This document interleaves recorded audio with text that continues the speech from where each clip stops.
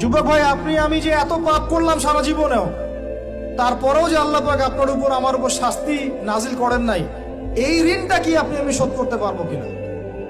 বলেন, আমার সাথে কথা বলেন, পারবো আমরা? এই যে সারা জীবন সুদ খেয়ে যাচ্ছেন, আল্লাহ যে গজব এখনো দেন নাই, আপনি আমি কি এই ঋণটা শোধ করতে পারবো? এই যে মেয়েগুলো তোমরা যে পর্দা করতেছো না, বেহায়ের মতো বেপর্দায় ঘুরে বেড়াচ্ছ, এখন আল্লাহ পাক এখনো শাস্তি দেন নাই, শুকরিয়া আদায় করতে পারবে?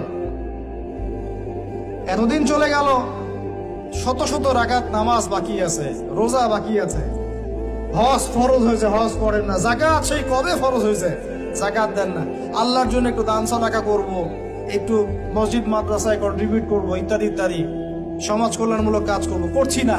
আল্লাহ যে এখন পর্যন্ত এইভাবে সুস্থ রেখেছেন, নেয়ামতের শুকরিয়া আদায় করতে পারবো আমরা?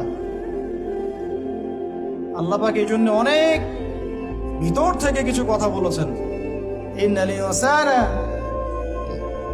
যালুমান জাহুলা, মানুষ জালেম জাহেল, মানুষ জালেম জাহেল।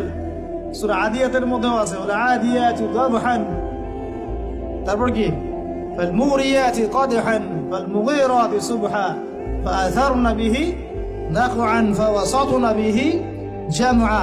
এরপরে আছে ইন্নাল ইনসানা লিরাব্বিহি লাকানুদ, নিশ্চয়ই মানুষ তার রবের প্রতি চরম চরম চরম অকৃতজ্ঞ। আল্লাহ পাক বলেছেন লা ইন শাকারতুম লা ইয়াজিদান্নাকুম, কৃতজ্ঞ হও, নিয়ামত বাড়িয়ে দিব ইনশাআল্লাহ। কৃতজ্ঞতা একটা দোয়া আমার সাথে পড়েন, আলহামদুলিল্লাহ